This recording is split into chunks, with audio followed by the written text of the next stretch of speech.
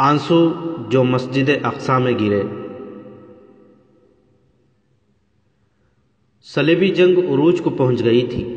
بیت المقدس کی فتح نے سارے یورپ کو زلزلے کے بڑے ہی شدید جھٹکے کی طرح جھنجھوڑ ڈالا تھا۔ سلطان صلاح الدین ایوبی نے اپنی زندگی کا مشن پورا کر دیا تھا، لیکن بیت المقدس صلیبیوں کے قبضے سے چھڑا لینا ہی کافی نہیں تھا۔ اس مقدس شہر کا دفاع مستحکم کرنا تھا، جو صرف شہر کی دیواریں مضبوط کر لینے تک محدود نہیں تھیں۔ بیت المقدس کو صلیبیوں سے بچائے رکھنے کے لیے ضروری تھا کہ ارد گرد دور دور کے علاقے پر قبضہ کیا جائے اور ساحل کو ابھی تحویل میں رکھا جائے۔ بہت سے اہم مقامات پر سلطان ایوبی نے پہلے قبضہ کر لیا تھا، باقی جو رہ گئے تھے ان پر سلطان ایوبی کی فوج حملے کرتی اور قابض ہوتی چلی جا رہی تھی۔ مفتوحہ مقامات سے عیسائی آبادی بھاگتی چلی جا رہی تھی۔ جن مقامات پر عیسائیوں کا قبضہ تھا وہاں انہوں نے مسلمانوں کا جینا حرام کر رکھا تھا۔ ان کے لیے مسلمانوں کا قتل عام روز مرہ کا معمول اور مذہبی فریضہ تھا۔ اس کے برعکس سلطان ایوبی جو جگہ فتح کرتا تھا وہاں کے عیسائی باشندوں کو اپنی فوج کی حفاظت میں نکال دیتا تھا، سوائے جنگی قیدیوں یعنی صلیبی فوجیوں کے۔ ارض فلسطین کی اب یہ کیفیت تھی کہ سلطان ایوبی ہر ایک دستے کو، خواہ وہ اس کے ہیڈ کوارٹر سے کتنی ہی دور کیوں نہ ہو، رابطے اور اپنے احکام کا پابند رکھے ہوئے تھا۔ چھاپا مار جیش عقابوں اور چیتوں کی طرح پہاڑیوں، جنگلوں اور صحراؤں میں گھومتے پھرتے رہتے تھے۔ جہاں انہیں صلیبی فوج کا کوئی دستہ یا رسد کا قافلہ نظر آتا وہ اس پر ٹوٹ پڑتے، شبخون مارتے اور انہیں ہلاک، زخمی اور تیتر بتر کر کے ان کے گھوڑے، اسلحہ اور رسد اٹھا لاتے۔ ان چھاپا ماروں نے جو شبخون مارے وہ ہماری تاریخ کی ولولہ انگیز، ایمان افروز اور معقوف الفطرت شجاعت کی داستانیں ہیں۔ ہر ایک کا بیان شروع ہو جائے تو یہ داستان بڑی لمبی مدت تک ختم نہ ہو۔ یہ ارض فلسطین کے پاسبان تھے جو اکیلے اکیلے، دو دو اور چار چار کی ٹولیوں میں کئی سو نفری کے دستوں اور دشمن کے کیمپوں پر شبخون مارتے اور شب کی تاریکی میں گم یا اپنے خون میں ڈوب جاتے تھے۔ انہوں نے دشمن سے رسد چھین کر اپنی فوجوں کو دی اور خود دشمن کی تلاش میں بھوکے بھٹکتے رہے، لڑتے اور کٹتے رہے، اپنی لگائی ہوئی آگ میں زندہ جلتے رہے۔ انہیں کفن نصیب نہ ہوئے، کسی نے ان کی نماز جنازہ نہ پڑھی اور وہ کسی قبر میں دفن نہ ہوئے۔ وہ قہر تھے جو دشمن پر ٹوٹتے رہے۔ انہی کے بھروسے سے سلطان ایوبی بیت المقدس کی فتح کے بعد پورے فلسطین میں شیر کی طرح دندناتا، دہاڑتا اور گرجتا رہا۔ سلطان ایوبی کی ان گوریلا اور کمانڈو چھاپا مار پارٹیوں کے متعلق مشہور و معروف یورپی مورخین لین پول لکھتا ہے، یہ بے دین مسلمان ہمارے نیٹوں، جنگجو سرداروں کی طرح وزنی زرہ بختر نہیں پہنتے تھے، لیکن ہمارے زرہ پوش نیٹوں کو ناخن چنے چبوا دیتے تھے۔ ان پر حملہ کیا جاتا تو بھاگتے نہیں تھے۔ ان کے گھوڑے ساری دنیا میں تیز رفتار مانے گئے تھے۔ وہ جب دیکھتے تھے کہ صلیبی ان کے تعاقب سے ہٹ گئے ہیں تو وہ پھر واپس آ جاتے تھے۔ ان مسلمان چھاپا ماروں کی حالت ان کبھی نہ تھکنے والی مکھیوں جیسی تھی، جنہیں اڑاؤ تو ایک لمحے کے لیے اڑ کر پھر تمہارے اوپر بیٹھ جاتی ہیں۔ اگر انہیں ہر وقت دور رکھنے کی کوشش کرتے رہو تو وہ دور رہتے تھے، جو ہی یہ کوشش ترک کر دی جاتی وہ شبخون مار جاتے۔ وہ پہاڑی علاقے کی طوفانی بارش کی طرح چھوٹی چھوٹی پارٹیوں میں آتے اور صلیبی فوج کی ترتیب توڑ کر غائب ہو جاتے۔ ہمارے نیٹوں کو وہ قدم قدم پر پریشان کرتے اور ہماری فوج کی پیش قدمی کو سست کیے رکھتے۔ یہ خطہ جو آج اسرائیل کہلاتا ہے، سلطان ایوبی کے دور میں ارض مقدس تھا، جسے صلیبیوں سے پاک کرنے کے لیے اللہ کے ایک ایک سپاہی نے وہاں اپنے خون کا نذرانہ دیا۔ سلطان ایوبی نے بعض بستیاں تباہ و برباد کرا دی تھیں۔ بعض اوقات یوں لگتا تھا جیسے اس کے دل میں رحم کا ایک ذرہ بھی نہیں، لیکن اس نے رحم دلی کے ایسے مظاہرے کیے کہ صلیبی مورخوں نے بھی اسے خراج تحسین پیش کیا تھا۔ اس سے رحم کی بھیک مانگنے کے لیے صلیبیوں کی ایک ملکہ بھی آئی اور ایک غریب صلیبی عورت بھی۔ صلیبی ملکہ کا نام سبیلا تھا۔ وہ مشہور صلیبی حکمران ریمانڈ کی بیوی تھی۔ جنگ ہتین کے وقت وہ تبریا کے قلعے میں ملکہ تھی۔ آپ پچھلی اقساط میں پڑھ چکے ہیں کہ ریمانڈ جنگ ہتین کے میدان سے بھاگ گیا تھا۔ اس کی بیوی نے تبریا کا قلعہ سلطان ایوبی کے حوالے کر دیا تھا اور سلطان ایوبی نے اسے قید نہیں کیا تھا۔ اسی جنگ میں سلطان ایوبی نے بیت المقدس کے حکمران گائی آفلوزینان کو جنگی قیدی بنا لیا تھا۔ بیت المقدس کی فتح کے بعد جب سلطان ایوبی اقرا کے مقام پر خیمہ زن تھا، اسے اطلاع ملی کہ ملکہ سبیلا اسے ملنے آ رہی ہے۔ سلطان ایوبی نے اسے آنے سے نہ روکا بلکہ آگے بڑھ کر اس کا استقبال کیا۔ صلاح الدین ملکہ سبیلہ نے جو شکست کھا چکنے کے بعد بھی ملکہ ہی کہلانا پسند کرتی تھی، کیونکہ اپنے خاوند کے قتل کے بعد وہ تریپولی کی حکمران تھی، بولی کیا آپ کو معلوم ہے کہ کتنے ہزار یا کتنے لاکھ عیسائی گھروں سے بے گھر ہو گئے ہیں؟ ان پر یہ ظلم آپ کے حکم سے ہوا ہے، اور جن بے گناہ مسلمانوں کا آپ نے قتل عام کرایا اور کرایا جا رہا ہے وہ کس کے حکم سے کرایا جا رہا ہے؟ سلطان ایوبی نے اس کا جواب سنے بغیر کہا، اگر میں خون کا بدلہ خون سے لوں تو ایک بھی عیسائی زندہ نہ رہے۔ آپ کیوں آئی ہیں یہاں شکایت مجھ تک پہنچانے؟ نہیں، ملکہ سبیلہ نے جواب دیا، میں ایک درخواست لے کر آئی ہوں۔ گائی آف لوزینان آپ کے پاس جنگی قیدی ہے، میں اسے رہا کرانے آئی ہوں۔ میں آپ سے یہ نہیں پوچھوں گا کہ آپ اسے کیوں رہا کرانا چاہتی ہیں۔ سلطان ایوبی نے کہا، میں یہ ضرور پوچھوں گا کہ کس شرط میں میں اسے رہا کروں۔ اگر آپ کا بیٹا یا بھائی قید ہو جائے تو کیا آپ اسے رہا کرانے کی کوشش نہیں کریں گے؟ ملکہ سبیلہ نے پوچھا، میرے وہ کمانڈر، عہدیدار اور سپاہی جو آپ کے جنگی قیدی ہیں وہ سب میرے بیٹے اور میرے بھائی ہیں۔ سلطان ایوبی نے کہا، اگر میں خود قید ہو گیا تو میں بھی آپ سے رہائی کی بھیک نہیں مانگوں گا۔ میرا کوئی بیٹا اور میرا کوئی بھائی میری رہائی کے لیے آپ کے پاس نہیں جائے گا۔ صلاح الدین ملکہ سبیلہ نے کہا، آپ خود بادشاہ ہیں، کیا آپ محسوس نہیں کرتے کہ ایک بادشاہ کا قید میں پڑے رہنا اس کی کتنی توہین ہے؟ وہ یروشلم اور گرد و نواح کے دور دور کے علاقے کا حکمران تھا، یروشلم نہیں بیت المقدس۔ سلطان صلاح الدین ایوبی نے کہا، گائی اس خطے کا غاصب تھا، کسی غاصب کو ہم بادشاہ نہیں کہا کرتے۔ اگر آپ یہ کہتی ہیں کہ وہ اسلام کا خاتمہ کر کے یہاں صلیب کی حکمرانی قائم کرنے آیا تھا تو میں آپ کی بھی اور اس کی بھی قدر کرتا۔ میں ہر اس انسان کی قدر دل و جان سے کرتا ہوں جو اپنے مذہب اور عقیدے کا قدردان ہوتا ہے، اس کا مذہب چاہے بے بنیاد اور جھوٹے عقیدوں کا ہی مجموعہ کیوں نہ ہو۔ میں نہ اپنے آپ کو بادشاہ سمجھتا ہوں نہ کسی کی بادشاہی کو تسلیم کرتا ہوں۔ بادشاہی صرف اللہ کی ذات کی ہے اور ہم اس کی بادشاہی کے محافظ ہیں، ہم اللہ کے سپاہی ہیں، ہم بھی خدا کی حکمرانی کے لیے کوشاں ہیں۔ ملکہ سبیلہ نے کہا، اگر آپ اس خدا کی قائل ہوتی جس کا میں قائل ہوں تو آپ ایک بادشاہ کی رہائی کے بجائے یہ درخواست لے کر آتی کہ اس بادشاہ کے سپاہیوں کو رہا کر دو۔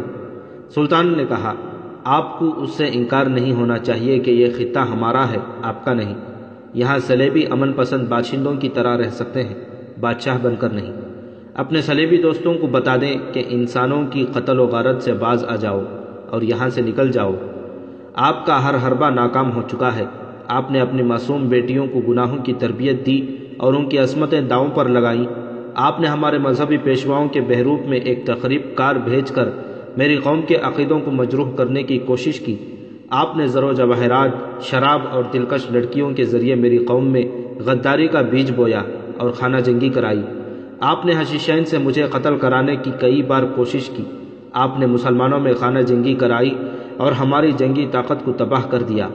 ہاں ملکہ صلیب، میں اعتراف کرتا ہوں کہ آپ اس میں کامیاب ہوئیں کہ اسلامی سلطنت کو ٹکڑوں میں کاٹ دیا اور مسلمانوں نے مسلمانوں کا خون بہایا۔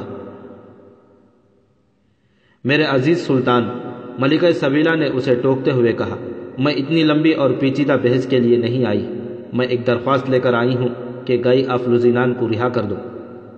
میں جانتا ہوں کہ آپ اس کے بعد میرے پاس نہیں آئیں گی۔ سلطان ایوبی نے کہا، میں آپ کو یہ بھی بتا دینا چاہتا ہوں کہ آپ میرے اس خیمے سے ہی ہمیشہ کے لیے نہیں چلی جائیں گی، بلکہ آپ اس خطے سے جا رہی ہیں، پھر آپ کبھی ادھر کا رخ نہیں کریں گی۔ آپ جب ادھر کا رخ کریں گی تو بحر روم کا پانی آپ کے جہازوں کے لیے ابلتا ہوا سمندر بن جائے گا۔ میں آپ کو کسی بحث میں الجھانا نہیں چاہتا، آپ کو ایک پیغام دے رہا ہوں اور آپ سے یہ درخواست کرتا ہوں کہ یہ پیغام اپنی صلیب کی تمام پجاریوں تک پہنچا دینا۔ کہاں ہے آپ کی صلیب الصلبوت جس پر آپ سب حلف اٹھا کر آئے تھے کہ سرزمین عرب کو تہ تیخ کریں گے، مسجد اقصی اور خانہ کعبہ کو مسمار کر کے اپنی عبادت گاہیں بنائیں گے؟ وہ صلیب میرے قبضے میں ہے اور آپ کے عزائم میرے رحم و کرم پر ہیں۔ آپ جسے یروشلم کہتے ہیں وہ پھر بیت المقدس ہے اور ہمیشہ بیت المقدس رہے گا۔ آپ کی فوج بہتر اور زیادہ ہے۔ ملکہ سبیلہ نے کہا، ہماری فوج کی قیادت ناقص ہے۔ حقیقت سے چشم پوشی نہ کرو ملکہ، سلطان ایوبی نے کہا، اپنے آپ کو دھوکہ نہ دو، خود فریبی شکست کی علامت ہوتی ہے۔ میری فوج کبھی بھی سلیب کی فوج سے زیادہ نہیں ہوئی، کبھی بہتر بھی نہیں ہوئی۔ میری فوج کو کبھی زرہ نصیب نہیں ہوئی۔ میرے سالاروں کو ایسی حسین لڑکیاں کبھی نہیں ملی جو آپ کے سالاروں کے خیموں میں رہتی ہیں۔ میری فوج کا اسلحہ آپ سے بہتر نہیں، البتہ راز کی ایک بات آپ کو بتا دیتا ہوں، میری فوج کے پاس صرف ایک قوت ہے جس سے آپ کی فوج محروم ہے، اسے ہم ایمان اور عشق رسول صلی اللہ علیہ وسلم کہتے ہیں۔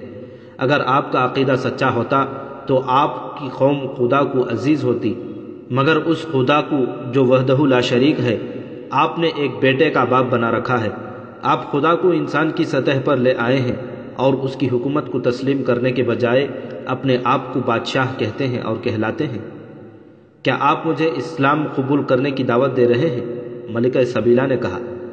ملکہ سبیلہ، سلطان ایوبی نے اس کے لہجے میں طنز کی جھلک دیکھتے ہوئے کہا، میرے خدا نے قرآن کی معرفت مجھے بتایا ہے کہ ہم نے انہیں دماغ دیے ہیں لیکن وہ سوچتے نہیں، ہم نے انہیں آنکھیں دی ہیں لیکن وہ دیکھتے نہیں، ہم نے انہیں کان دیے ہیں لیکن وہ سنتے نہیں، اور خدا ذوالجلال نے فرمایا ہے کہ ہم ان لوگوں کو جب سزا دینے پر آتے ہیں تو ان کے دلوں اور دماغوں پر مہر ثابت کر دیتے ہیں۔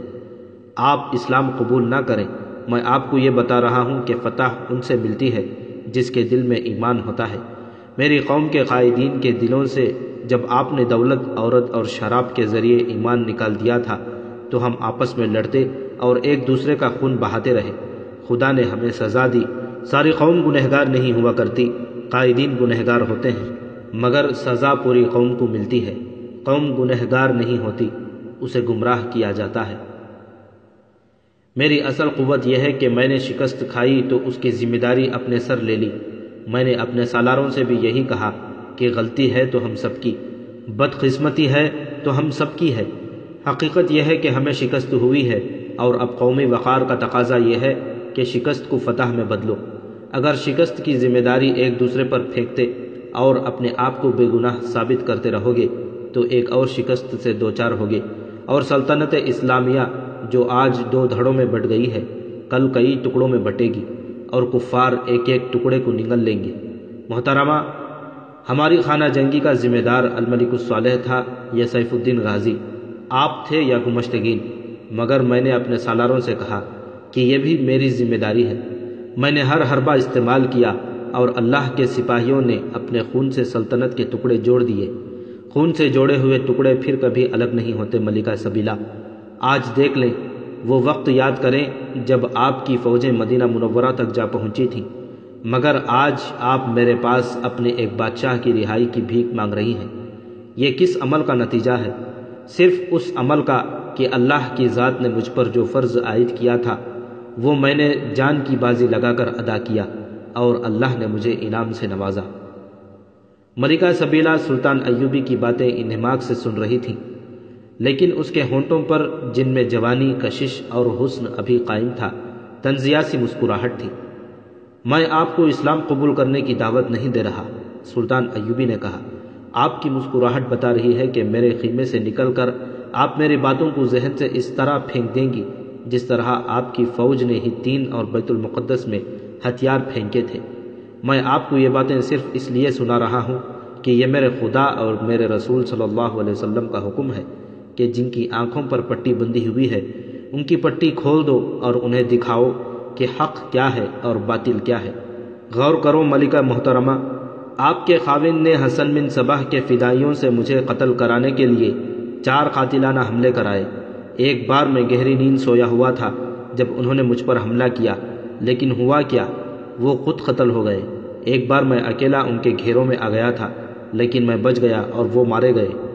اور اب آپ اس حقیقت سے کس طرح انکار کر سکتی ہیں کہ آپ کا خاوند جو مجھے فدائیوں سے قتل کرانے کی کوشش کرتا رہا، انہی کے ہاتھوں خود قتل ہوا، اسے کوئی نہ بچا سکا۔ غور سے سنو ملکہ، ہتین کے میدان سے آپ کا خاوند لڑے بغیر بھاگ گیا۔ آپ نے لڑے بغیر تبریہ کا قلعہ میرے حوالے کر دیا۔ آپ سب نے جس صلیب صلبوت پر لڑنے اور لڑتے ہوئے مرنے کی قسم کھائی تھی وہ اسی میدان جنگ میں آپ کی اسی پادری کے خون میں ڈوب گئی جسے آپ اس صلیب کا محافظ اعظم کہتے تھے۔ یہ صلیب اب میرے قبضے میں ہے اور آپ میرے پاس التجا لے کر آئی ہیں کہ گائے کو رہا کر دوں۔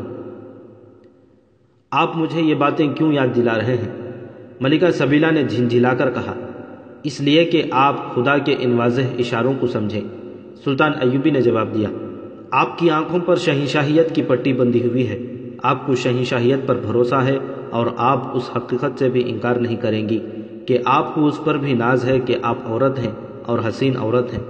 میں یہ کہہ کر آپ کو خوش کر سکتا ہوں کہ آپ واقعی حسین ہیں، مگر یہ کہہ کر آپ کو مایوس کروں گا کہ میں کوئی فیصلہ آپ کے حسن سے متاثر ہو کر نہیں کروں گا۔ آپ کا یہ نیم عریاں جسم مجھے صراط مستقیم سے ہٹا نہیں سکتا۔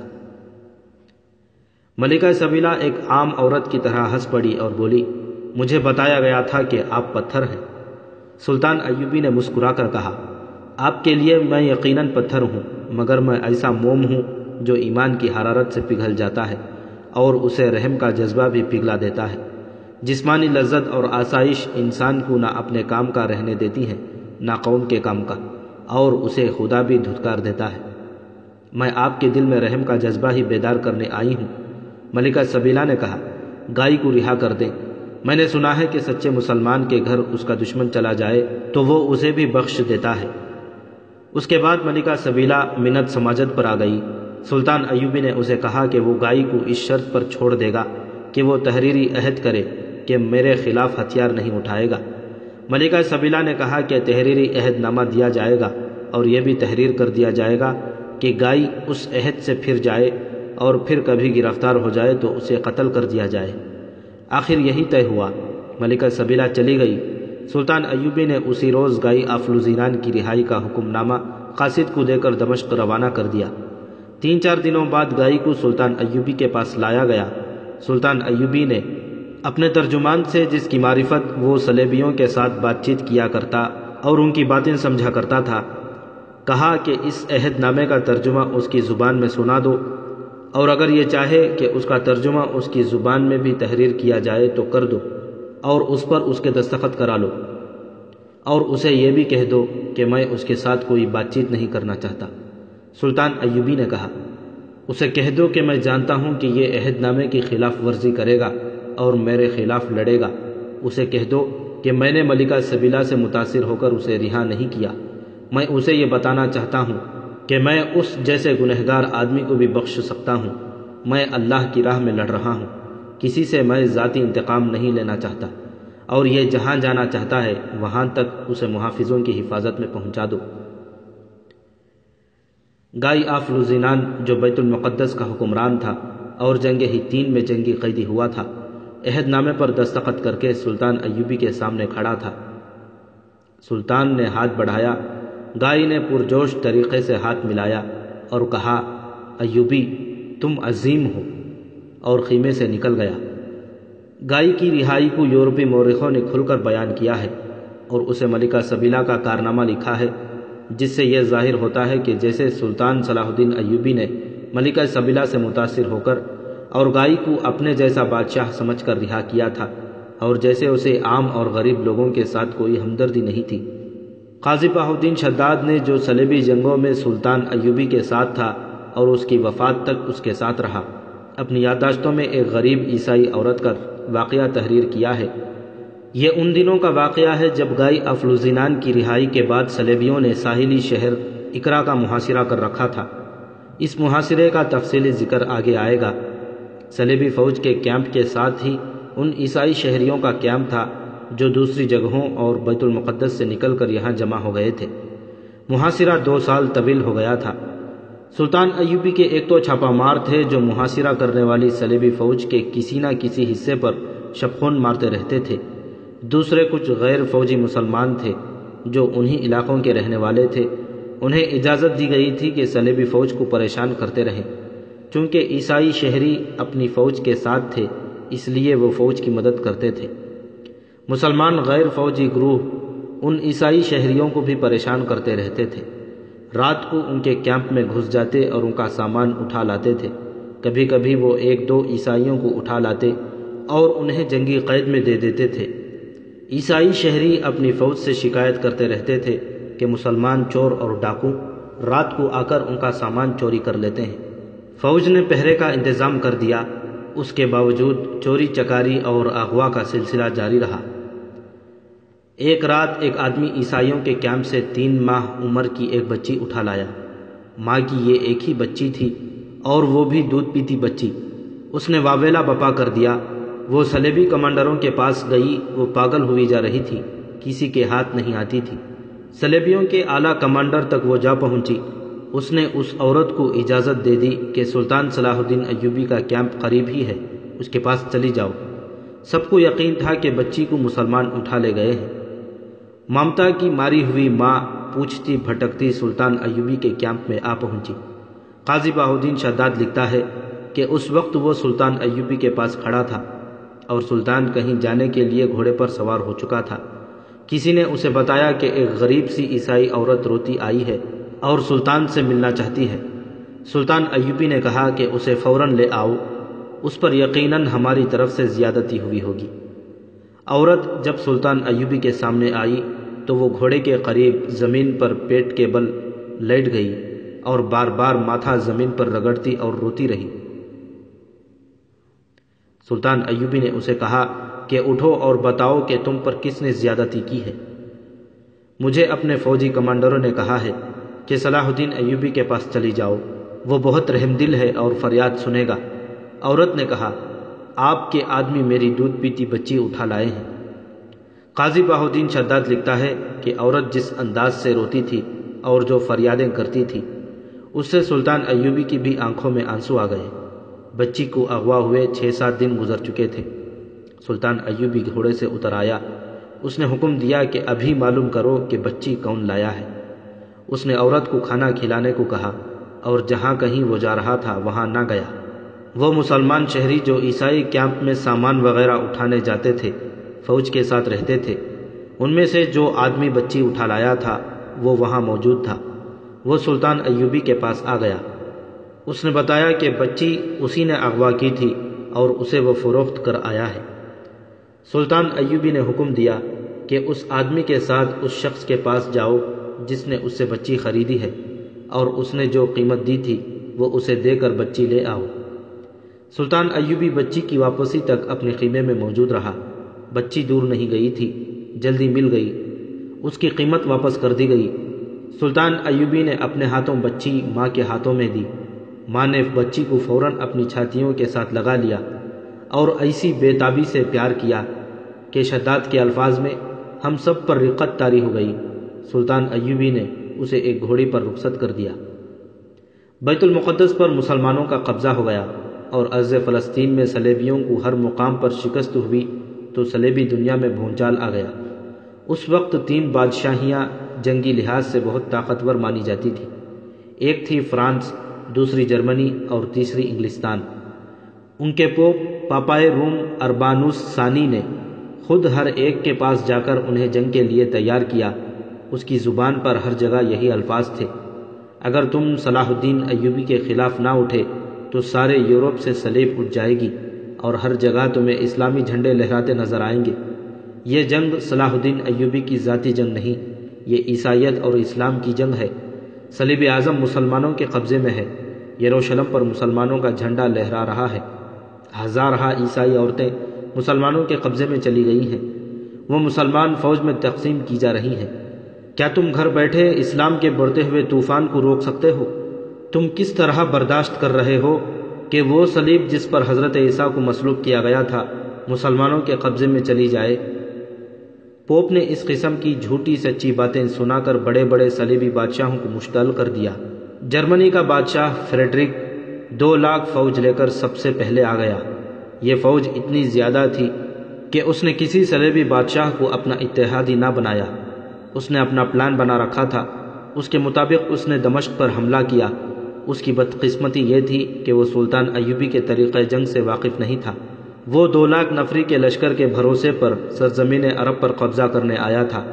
دمشق پر اس کے حملے کو دوسری صلیبی جنگ کہتے ہیں، جو فریڈرک نے اپنی کثیر افواج کے زام میں لڑنے کی کوشش کی اور جس میں دمشق کی وہ ایک اینٹ بھی نہ اکھاڑ سکا۔ مسلمان چھاپہ ماروں نے اس کی رسد پر ایسے دلیرانہ چھاپے مارے کہ اس کے سینکڑوں گھوڑے اور گھوڑا گاڑیاں اپنے ساتھ لے آئے۔ رسد جو ان کے ہاتھ لگی وہ انہوں نے اپنی فوج کے حوالے کر دی۔ فریڈرک بری طرح ناکام ہوا، اس کے پاس رسد کی کمی ہو گئی اور فوج کا جانی نقصان بھی بہت ہوا۔ اس نے پیچھے ہٹ کر دمشق پر ازسر نو حملے کی تیاریاں شروع کر دی، لیکن مسلمان چھاپہ ماروں نے اس کی فوج کو چین سے نہ بیٹھنے دیا۔ پانی کے ذخیروں پر مسلمانوں نے قبضہ کر لیا تھا۔ اس کی تاریخ 20 جنوری 1191 عیسوی 22 ذی الحج 586 ہجری لکھی گئی ہے۔ اس کے ماتم میں جرمنوں نے اپنے کیمپ میں جگہ جگہ لکڑیاں جمع کر کے اس طرح آگ لگائی جیسے ان کا کیمپ جل رہا ہو۔ ادھر مسلمان سپاہیوں نے وہ رات خوشی سے دف اور نقارے بجاتے اور ناچتے گاتے گزار دی۔ جرمن فوج کے کمان اس کے بیٹے نے سنبھال لی۔ اسے معلوم تھا کہ شاہ فرانسس فلپس اگسٹس اور شہنشاہ انگلستان رچرڈ بھی آ رہے ہیں۔ وہ بحری جہازوں سے آ رہے تھے۔ فریڈرک کے بیٹے نے فلسطین کے ساحلی شہر اقرا کی طرف کوچ کا حکم دے دیا۔ سلطان ایوبی نے اپنے سالاروں کو ہدایات دے رکھی تھی، ان کے مطابق ان کی فوج پر جوابی حملہ نہ کیا بلکہ اسے جانے دیا۔ ان سالاروں کو معلوم تھا کہ راستے میں اپنے چھاپہ مار جیش موجود ہیں۔ ان چھاپہ ماروں کا انداز یہ تھا کہ دشمن کی فوج کے آخری حصے پر شبخون مارتے اور غائب ہو جاتے۔ یہ زیادہ نفری کے جیش تھے۔ رات کو جرمن پڑاؤ کرتے تو چھاپہ مار آتش گیر سیال کی ہنڈیاں چھوٹی منجنیقوں سے جرمنوں کے کیمپ پر پھینکتے اور ان کے پیچھے جلتے ہوئے فتیلے والے تیر چلاتے جن سے کیمپ میں آگ لگ جاتی تھی۔ جرمن فوج جب اقرا پہنچی تو اس کی نفری صرف 20,000 رہ گئی تھی۔ یہ فوج جب ارض مقدس میں داخل ہوئی تھی تو اس کی نفری 2 لاکھ تھی۔ اس میں سے کچھ دمشق میں حملے کے دوران تباہ ہوئی، کچھ بیماری، بھوک اور پیاس کی نظر ہو گئی، کچھ دمشق سے اقرا تک کوچ کے دوران چھاپہ ماروں کا شکار ہو گئی، اور ان سپاہیوں کی تعداد بھی کچھ کم نہیں تھی جو فوج سے بھگوڑے ہو گئے تھے۔ جو 20,000 نفری رہ گئی تھی وہ بری طرح بددل ہو چکی تھی۔ اس کے دل سے صلیب کا احترام اور اپنا حلق صاف ہو چکا تھا۔ ادھر سے شاہ فرانسس اور شہنشاہ انگلستان سمندر کے راستے چلے آ رہے تھے۔ سلطان ایوبی کو جاسوسوں نے قبل از وقت بتا دیا تھا کہ انگلستان کی فوج جو اس وقت قبرص میں پہنچ چکی تھی کیسی ہے اور اس کی نفری کتنی ہے۔ اس کی نفری 60,000 تھی۔ فرانس کی فوج کی نفری بھی تقریباً اتنی ہی تھی۔ 20,000 جرمن فوج تھی۔ صلیبیوں کی کچھ فوج پہلے سے ارض مقدس میں موجود تھی۔ سلطان ایوبی کو جاسوسوں نے یہ اطلاع بھی دی کہ گائی آف لوزینان جو یہ عہد کر کے سلطان ایوبی کی جنگی قید سے رہا ہوا تھا کہ آئندہ مسلمانوں کے خلاف ہتھیار نہیں اٹھائے گا، کاؤنٹ کونراڈ کے ساتھ مل کر الگ فوج جمع کر چکا ہے، جس میں 700 نائٹ زرہ پوش سردار، 9,000 فرنگی فوج اور دیگر یورپی افسر اور سپاہی ہیں۔ اس طرح صرف اس فوج کی نفری تقریباً 22,000 ہو گئی تھی۔ ایک اندازے کے مطابق صلیبی فوج کی مجموعی نفری 6 لاکھ تھی، جو اسلحہ اور دیگر جنگی ساز و سامان کے لحاظ سے اسلامی فوج سے برتر تھی۔ سلطان ایوبی کے ساتھ 10,000 مملوک تھے۔ یہ اس کی منتخب فوج تھی جس پر اسے پورا بھروسہ تھا۔ اقرا نہایت اہم مقام تھا۔ یہ بندرگاہ بھی تھی جسے قدرت نے ایسا بنایا تھا کہ بحریہ کا بہت بڑا اور محفوظ اڈہ بن سکتی تھی۔ اقرا شہر میں سلطان ایوبی کی فوج کی نفری 10,000 تھی۔ سلطان ایوبی بیت المقدس سے کمک نہیں لے سکتا تھا کیونکہ یہی وہ شہر تھا جس کی خاطر صلیبیوں نے اتنا زیادہ لشکر اکٹھا کیا تھا۔ اس شہر کے دفاع کو کمزور نہیں کیا جا سکتا تھا۔ دوسرے شہروں اور قلعوں سے بھی فوج کو نہیں نکالا جا سکتا تھا۔ انگلستان کا بحری بیڑا بہت طاقتور اور خوفناک تھا۔ سلطان ایوبی کو اچھی طرح احساس تھا کہ اس کا مصر کا بحری بیڑا انگلستان کے بیڑے کا مقابلہ نہیں کر سکتا۔ سلطان ایوبی کے لیے یہ اتنا بڑا اور زیادہ خطرناک چیلنج تھا جو اسے قبول کرنا تھا، مگر اس کا مقابلہ مخدوش نظر آ رہا تھا۔ اسے ایک خطرہ اور بھی نظر آ رہا تھا جو یہ تھا کہ اس کی فوج 4 سال سے لڑ رہی تھی۔ اس کے چھاپہ مار اتنی لمبی مدت سے جنگلوں اور پہاڑیوں میں لڑ اور مر رہے تھے اور وہ وہیں زندگی بسر کر رہے تھے۔ جنگ کے جسمانی پہلو کو دیکھا جائے تو یہ فوج لڑنے کے قابل نہیں رہی تھی۔ مذہب کی لگن کے جذبے کے زور پر وہ اس قلیل اور تھکی ہوئی فوج کو 6 لاکھ تازہ دم صلیبی فوج کے خلاف کس طرح لڑا سکتا تھا۔ قاضی بہاؤالدین شداد جو اس کی مجلس مشاورت کا رکن اور اس کا مشیر خاص اور ہمراز بھی تھا، لکھتا ہے کہ سلطان ایوبی کی حالت یہ ہو گئی تھی کہ راتوں کو سوتا بھی نہیں تھا، ہر وقت گہری سوچ میں غرق رہتا اور ذہن میں جنگ کے نقشے بناتا رہتا تھا۔ اس کی صحت گر رہی تھی اور ایک بار وہ بیمار پڑ گیا، چوتھے روز اٹھ بیٹھا، لیکن اس کی صحت میں پہلے والی جان نہیں رہی تھی۔ اس کی عمر 54 برس ہو گئی تھی۔ وہ نوجوانی میں میدان جنگ میں اترا تھا اور ابھی تک جنگلوں، پہاڑوں اور صحراؤں میں لڑ رہا تھا۔ اس نے بیت المقدس کی فتح کی قسم کھائی تھی جو اس نے پوری کر دی تھی۔ اس کے بعد اس نے اللہ سے عہد کیا تھا کہ وہ اپنے جیتے جی بیت المقدس سے اسلامی پرچم نہیں اترنے دے گا۔ یہ تھا وہ عہد جس نے اسے نیند اور آرام سے محروم کر دیا تھا۔ امریکی تاریخ دان اور محقق اینتھونی ویسٹ نے ہیرولڈ لیم، لین پول، گبن اور ارنولڈ جیسے مشہور و معروف مورخوں کے حوالے سے لکھتا ہے، سلطان ایوبی مسجد اقصی میں جا بیٹھا اور سارا دن خدا تعالیٰ کے حضور گڑ گڑا کر دعا کرتا رہا کہ خدا اسے اس نازک موقع پر اسلامی فوج کی صحیح عسکری قیادت کی توفیق عطا فرمائے۔ ایک شخص کے بیان کے مطابق جس نے اسے مسجد میں پڑے دیکھا تھا، اس کی آنکھوں سے آنسو بہہ رہے تھے۔ شام ہوئی تو وہ مسجد سے نکلا، اس وقت اس کے چہرے پر اطمینان اور سکون تھا۔ یہ صحیح ہے کہ سلطان ایوبی مسجد اقصی میں جا کر سجدہ ریز ہوا اور اس نے رو رو کر خدائے ذوالجلال سے مدد اور رہبری مانگی تھی، لیکن اس وقت کے عینی شاہدوں اور وقائع نگاروں نے لکھا ہے کہ وہ دن کے وقت نہیں بلکہ رات کے وقت مسجد اقصی گیا تھا۔ اس نے ساری رات نوافل، دعا اور ورد وظیفے میں گزاری اور صبح کی نماز پڑھ کر باہر آیا تھا۔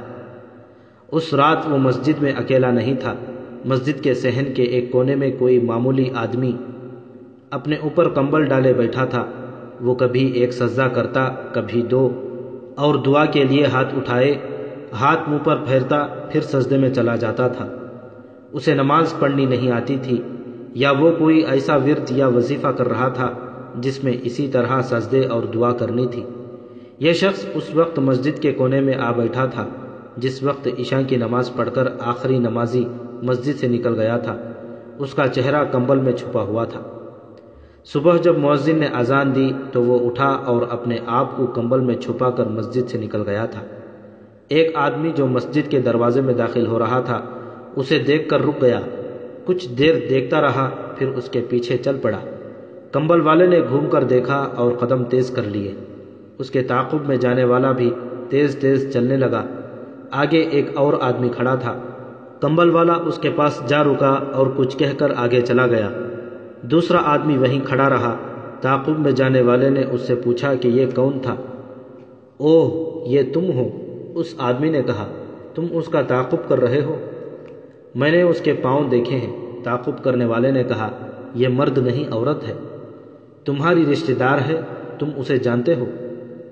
احتشام دوست، اس آدمی نے کہا، میں جانتا ہوں کہ تم اپنا فرض ادا کر رہے ہو، ہر کسی پر نظر رکھنا تمہارے فرائض میں شامل ہے، اور میرا فرض ہے کہ میں تم سے کچھ بھی نہ چھپاؤں، لیکن ایک عورت کا مسجد میں جانا گناہ تو نہیں؟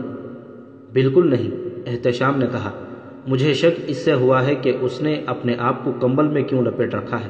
سنو العاص، رات کو ہم 3 آدمی مسجد کے ارد گرد پہرے پر پھرتے رہے ہیں، کیونکہ سلطان نے رات مسجد میں گزاری ہے۔ انہیں معلوم نہیں کہ ہم بہروپ میں ان کی حفاظت کے لیے پہرا دیتے رہے ہیں۔ سلطان کسی کو بتائے بغیر مسجد میں آئے تھے۔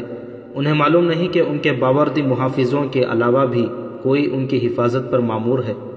یہ حسن بن عبداللہ کا انتظام ہے۔ تم خود فوج میں کمانڈر ہو اور مجھے اچھی طرح جانتے ہو، اس لیے تمہیں یہ سب کچھ بتا رہا ہوں۔ ضرور بتاؤ احتشام، العاص نے جواب دیا۔ بیت المقدس میں اور مسجد اقصی کے اتنے قریب کھڑے ہو کر مسلمان جھوٹ نہیں بول سکتا۔ میں تمہیں بتا دوں گا کہ یہ کون ہے۔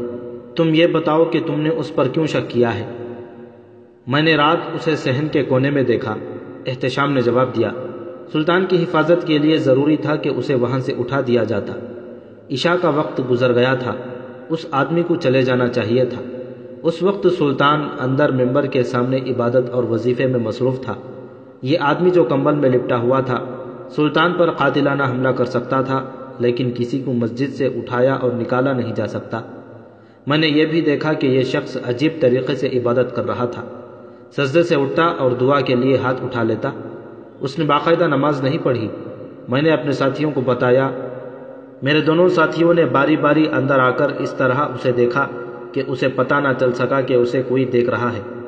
میرے اس ساتھی نے باہر آ کر بتایا کہ اس پر نظر رکھو، لیکن اسے اٹھانا نہیں، کیونکہ میں نے اس کے بالکل پیچھے بیٹھ کر اس کی سسکیاں سنی ہیں اور اس کے بعض الفاظ ایسے سنے جیسے یہ اپنے گناہوں کی بخشش اور صلیبیوں کی شکست کے لیے دعا کر رہا ہے۔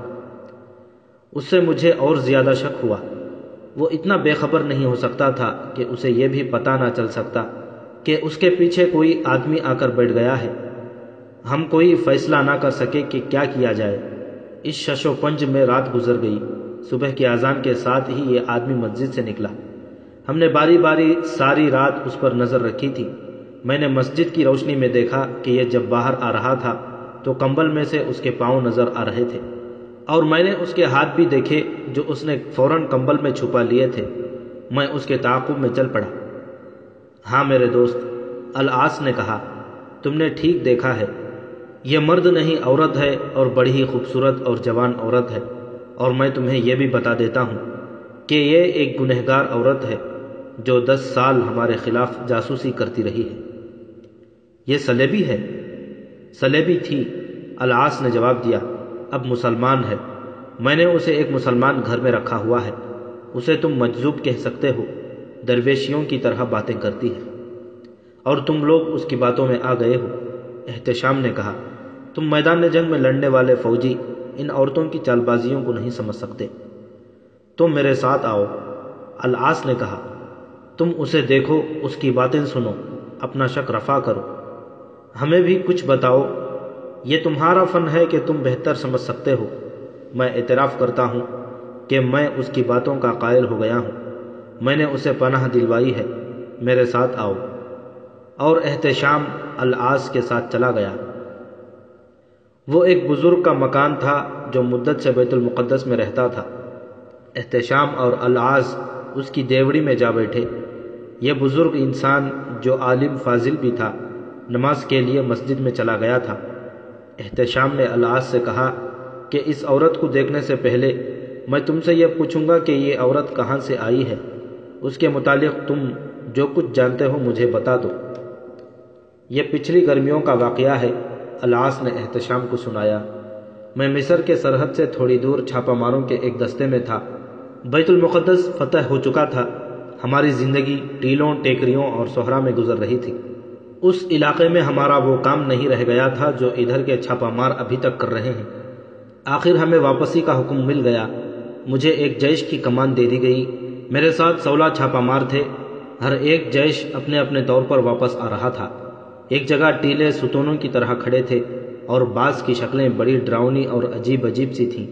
میرے ایک چھاپہ مار نے مذاق سے کہا کہ یہ جنات اور چڑیلوں کے محل ہیں، یہاں خوبصورت اور بدکار عورتوں کی بدروہیں بھی ہوگی۔ ہم یہ سن کر ہنس پڑے اور ان ٹیلوں میں داخل ہو گئے۔ ہمیں ان ٹیلوں نے کیا ڈرانا تھا، ہم نے تو ان ٹیلوں سے زیادہ خوفناک جگہوں میں راتیں گزاری ہیں۔ ہم اس جگہ بھی رات کو سوئے ہیں جہاں انسانی ہڈیوں کے ڈھانچے اور کھوپڑیاں بکھری ہوئی تھیں، لیکن ان ٹیلوں کے اندر گئے تو ہم ٹھٹک کر رک گئے۔ میں نے زندگی میں پہلی بار محسوس کیا کہ خوف کیا ہوتا ہے۔ میرا سارا جیش رک کر کلمہ شریف کا ورد کر رہا تھا۔ سامنے ایک ٹیلے کے سائے میں ایک عورت بیٹھی ہوئی تھی جو مادر ذات برہنہ تھی۔ اس کے سامنے ایک عورت پیٹھ کے بل لیٹی ہوئی تھی، وہ بھی برہنہ تھی۔ بیٹھی ہوئی عورت جوان لگتی تھی۔ اس کا چہرہ بادامی رنگ کا تھا، ہونٹ ریت کے ڈھیلے کی طرح خشک اور پھٹے پھٹے۔ اس کا منہ کھلا ہوا تھا، بال بکھرے ہوئے تھے، برہنہ جسم کی ہڈیاں نظر آ رہی تھیں۔ اس حالت میں بھی پتہ چلتا تھا کہ وہ بہت خوبصورت ہے۔ یہ ہو ہی نہیں سکتا تھا کہ یہ دونوں انسان ہوتی۔ یہ راستہ نہیں تھا، کوئی قافلہ یہاں سے گزرتا اور ڈاکوؤں نے انہیں لوٹ لیا ہوتا اور یہ بچ بچا کر یہاں چھپ گئی ہوتی۔ میں اپنے سپاہیوں کو ڈرانا نہیں چاہتا تھا، مگر میں خود ڈر گیا، اور انہیں دیکھتے ہی مجھے یقین ہو گیا کہ یہ گنہگار عورتوں کی بھٹکتی ہوئی بدروہیں ہیں۔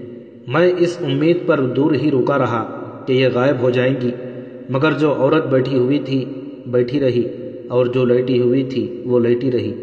بیٹھی ہوئی عورت پھٹی پھٹی نظروں سے ہمیں دیکھتی رہی۔ میرے ایک ساتھی نے آہستہ سے کہا، پیچھے کو لوٹ چلو۔ ایک اور نے کہا، ہاں پیچھے کو چلو، لیکن ان کی طرف پیٹ نہ کرنا۔ ہمارا ان سے فاصلہ 15 قدم ہوگا۔ ہم سب نہایت آہستہ ایک ایک قدم پیچھے ہٹے۔ تب بیٹھی ہوئی عورت نے سر کا اشارہ کیا جیسے ہمیں بلا رہی ہو۔ میں نے ایک قدم اور پیچھے اٹھایا تو اس نے سر سے پھر اشارہ کیا۔ مجھے صاف نظر آیا کہ اس کی آنکھوں سے آنسو بہہ نکلے تھے۔ میں بتا نہیں سکتا کہ میں نے واقعی کوئی آواز سنی تھی یا میرے دل میں خیال آیا تھا۔ مجھے اپنے آپ میں آواز سنائی دی، بھاگو مت العاص، دیکھ لو یہ انسان ہی نہ ہو۔ اچانک میرا ہاتھ اپنی کمر پر پڑا اور اس ہاتھ سے تلوار نیام سے نکال لی۔ میرے قدم اپنے آپ آگے کو اٹھنے لگے۔ مجھے اپنے ساتھیوں کی آوازیں سنائی دیں۔ وہ مجھے آگے جانے سے روک رہے تھے۔ میری زبان پر آیت الکرسی کا ورد تھا۔ میں اس سے 3-4 قدم دور رک گیا۔ وہ آہستہ آہستہ اٹھی، پھر اس نے میری طرف قدم اٹھایا۔ اس کا سر ڈولنے لگا۔ اس نے دوسرا قدم اٹھایا، اس کی آنکھیں بند ہو گئیں اور وہ اس طرح گری کہ اس کا سر میرے پاؤں کے قریب آ کر اور اس کے بال میرے پاؤں پر بکھر گئے۔ میں برہنہ عورت کو ہاتھ لگانے سے گھبرا رہا تھا۔ وہ برہنہ نہ ہوتی تو بھی میں گھبرایا ہوا تھا، لیکن مجھے دیکھنا تھا کہ یہ انسان ہے یا کوئی شرشرار۔ میں بیٹھ گیا اور اس کی نبض دیکھی۔ نبض چل رہی تھی۔ مجھے خیال آیا کہ جنات اور چڑیلوں کی نبض شاید نہیں ہوتی۔ میں نے اسے ہٹ کر اس عورت کی نبض پر ہاتھ رکھا جو لیٹی ہوئی تھی۔ اتنی جھلسا دینے والی گرمی کے باوجود اس عورت کا جسم غیر معمولی طور پر سرد تھا، جیسے رات کے صحرا کی ریت سرد ہو جاتی ہے۔ اس کی نبضوں میں جان نہیں تھی۔ اس کا منہ کھلا ہوا اور آنکھیں ایک جگہ ٹھہری ہوئی تھی۔ جسم سفید تھا۔ میں نے اس میں موت کی تمام نشانیاں دیکھیں، اور وہ جو میرے سامنے گری تھی اس کا جسم گرم تھا۔ یہ بدروحیں یا جنات نہیں ہو سکتی تھیں۔ اللہ نے مجھے عقل اور دلیری عطا فرمائی۔ میں نے اپنے جیش کو بلایا۔ ہمارے پاس پانی کے چھوٹے مشکیزے تھے، کھانے کا سامان بھی تھا جو 3 ٹٹوؤں پر لدا ہوا تھا۔ میرا جیش پیادہ تھا۔ میں نے کہا فوراً پانی اور 2 چادریں لاؤ۔ میرے ساتھی پانی اور چادریں لے آئے۔ سورج ابھی سر پر نہیں آیا تھا۔ وہاں امیدی ٹیلے کا سایہ تھا۔ میں نے بے ہوش عورت پر چادر ڈالی اور اسے سیدھا کر کے ٹیلے کے دامن میں کر دیا۔ اس کے جسم کو اچھی طرح لپیٹ دیا۔ دوسری چادر نیچے بچھا کر اس پر لٹا دیا اور اس کے منہ پر پانی کے چھینٹے مارے۔ اس کا منہ کھلا ہوا تھا۔ اس میں پانی ٹپکایا جو اس کے حلق میں اترتا چلا گیا۔ مجھے ساتھی روکتے رہے کہ اپنے آپ کو مصیبت میں نہ ڈالوں، لیکن مجھ پر اب نہ ڈر کا اثر تھا نہ اپنے ساتھیوں کی باتوں کا اثر۔ کچھ دیر بعد اس کی آنکھیں آہستہ آہستہ کھلیں، اس کے ہونٹ بند ہوئے اور پھر کھل گئے۔ میں نے اس کے منہ میں اور پانی ٹپکایا، پھر ایک کھجور کی گٹلی نکال کر کھجور اس کے منہ میں رکھی اور وہ کھانے لگی۔ اس نے اٹھنے کی کوشش کی تو میں نے اسے سہارا دے کر بٹھایا۔ العاص احتشام کو سنا رہا تھا۔ اسے میں نے کھانے کو دیا جو کچھ ہمارے پاس تھا۔ اس نے اور پانی پیا۔ پھر ہم نے اسے کھانے پینے سے روک دیا کیونکہ اس کا پیٹ بہت دنوں سے خالی معلوم ہوتا تھا۔ اس نے نحیف آواز میں کہا، میں تمہاری زبان سمجھتی اور بولتی ہوں، یہ مر گئی ہے۔ پھر اس نے پوچھا کہ ہم کون ہیں؟ میں نے بتایا کہ ہم اسلامی فوج کے چھاپہ مار ہیں، بیت المقدس کو جا رہے ہیں۔ اس نے کہا، پھر مجھے تم سے رحم کی توقع نہیں رکھنی چاہیے۔ میں نے اسے کہا کہ تم مسلمان معلوم نہیں ہوتی۔ اس نے کہا، میں جھوٹ نہیں بولوں گی، لیکن سچ بولوں گی تو تم پچھتاؤ گے کہ تم نے مجھے مرنے کیوں نہ دیا۔ میں نے اسے کہا، تم صرف یہ یقین دلا دو کہ تم انسان ہو۔ اس کے ہونٹوں پر پھیکی سی مسکراہٹ آ گئی۔ اس کے چہرے کا رنگ بدل رہا تھا۔ اس کے جسم میں خون حرکت میں آ رہا تھا۔ اس کی آنکھیں بند ہونے لگیں۔ کھانے اور پینے سے اسے نیند آ رہی تھی۔ وہ بچوں کی طرح لڑک گئی اور گہری نیند سو گئی۔ ہم نے بہت قتل و غارت کی تھی، بہت شب خون مارے تھے۔ ہمارے کئی ساتھی ہمارے سامنے شہید ہوئے تھے۔ مرنا اور مارنا ہمارے لیے بچوں کا کھیل تھا، لیکن ایک عورت پر خواہ وہ ہمارا دشمن ہی تھا، ہاتھ اٹھانا ہمارے لیے گناہ کبیرہ تھا۔ میں نے اپنے جیش سے کہا کہ سورج سر پر آ رہا ہے، جھکے ہوئے ٹیلے دیکھو اور ان کے سائے میں آرام کر لو۔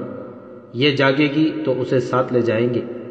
میرے ایک دو ساتھیوں نے کہا کہ جاسوس معلوم ہوتی ہے، لیکن باقی سب کہہ رہے تھے کہ اس جگہ جاسوس عورتوں کا کیا کام، یہ انسان نہیں۔ میری رائے یہ تھی کہ چونکہ ہمارے چھاپہ مار جیش مصر اور فلسطین کی سرحدوں کے ساتھ ساتھ سرگرم تھے، اس لیے ان کی لڑکیوں کو یہاں بھیجا گیا ہوگا کہ ہمیں گمراہ کرے، لیکن مجھے یقین نہیں آتا تھا۔ ان کے ساتھ ایک دو مردوں کا ہونا ضروری تھا۔ غروب آفتاب سے ذرا پہلے وہ جاگی اور اٹھ بیٹھی۔ میں اس کے قریب جا بیٹھا۔ اس نے پانی پیا اور کھانے کو کچھ اور مانگا۔ میں نے اسے کھانا دیا۔ اب وہ اچھی طرح بول سکتی تھی۔ اس نے مری ہوئی عورت کی طرف اشارہ کر کے کہا، اسے دفن کر دو۔ میرے سپاہی دیندار تھے، ایک نے اپنی چادر دے دی۔ لاش کو چادر میں لپیٹ دیا گیا۔ سپاہیوں نے قبر کھودی اور اسے دفن کر دیا۔ العاص نے احتشام کو بتایا۔ اس عورت نے یہ بتانے کے بجائے کہ وہ کون ہے، وہ دونوں کہاں سے آ رہی تھیں اور کہاں جا رہی تھیں۔ اس نے پوچھا، تم نے اپنے خدا کو کبھی دیکھا ہے؟ میں نے جو جواب زبان پر آیا دے دیا۔ اس نے کہا، میں نے تمہارا خدا دیکھ لیا ہے، ابھی ابھی اسے دیکھا ہے۔ تم کہو گے کہ تم نے خواب دیکھا ہے، لیکن یہ خواب نہیں تھا۔ خدا نے مجھے کہا کہ میں نے تجھے وہ آنکھیں دے دی ہیں جو آنے والے وقت کے اندھیرے میں دیکھ سکیں گی۔ خدا نے مجھے یہ بھی کہا ہے کہ تو نے گناہ کی پھر کبھی سوچی تو تیرے اپنے ہاتھ خنجر سے تیری آنکھیں نکال دیں گے۔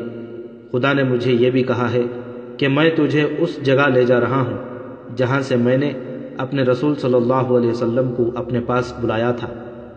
اس نے ایسی بہت سی باتیں کی جن سے پتہ چلتا تھا کہ صحرا کے سفر اور صعوبتوں میں اس کے دماغ پر اتنا اثر کیا ہے کہ اس کا دماغ معوف ہو گیا ہے۔ مثلاً اس نے یہ بھی کہا تھا، تم نے میرا جسم کیوں ڈھانپ دیا ہے؟ اسے ننگا رہنے دیتے تو کیا ہو جاتا؟ میں اب جسم نہیں صرف روح ہوں۔ روح پاک ہو جائے تو جسم کے گناہ دھل جاتے ہیں۔ وہ زیادہ تر اسی قسم کی باتیں کرتی رہی۔ ان سے مجھے یقین ہو گیا کہ یہ انسان ہے، بدروح نہیں، اور مجھے اس کے بتانے کے بغیر ہی پتہ چل گیا کہ یہ ان صلیبی لڑکیوں میں سے ہے جو ہمارے امیروں، وزیروں اور سالاروں کو غدار بنانے اور راز لے کر اپنے ملک کو بھیجنے کے لیے ہماری طرف بھیجی جاتی ہیں۔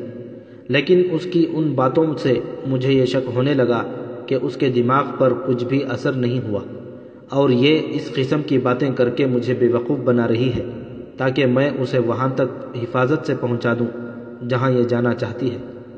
میں نے اسے کہا کہ مجھے صحیح صحیح بتا دو کہ تم دونوں کہاں جا رہی تھی۔ میں نے اسے دھمکیاں دیں، پھر یہ بھی ظاہر کیا کہ میں بے وقوف بن چکا ہوں اور وہ مجھے استعمال کر سکتی ہے، مگر اس کے انداز اور اس کی مجذوبانہ باتوں میں کوئی تبدیلی نہ آئی۔